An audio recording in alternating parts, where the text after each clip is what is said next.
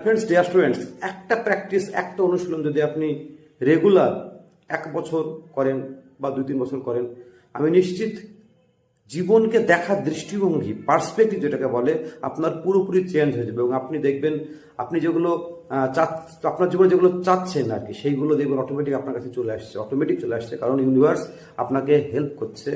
সেটা হচ্ছে কিছুই না, আল্লাহ, গড, ভগবান বা ইউনিভার্স, যাকে আপনি মানেন, জানেন, তার প্রতি কৃতজ্ঞ থাকা, গ্রেটফুল থাকা, গ্র্যাটিটিউড এক্সারসাইজ করা ডেইলি।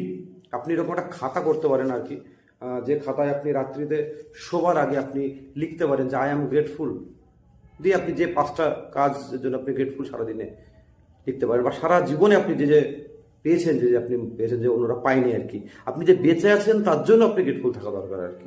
তো আপনি লিখুন আর কি, এই ঘুম থেকে ওঠে এবং শোবার আগে এই গ্র্যাটিটিউড এক্সারসাইজ করা।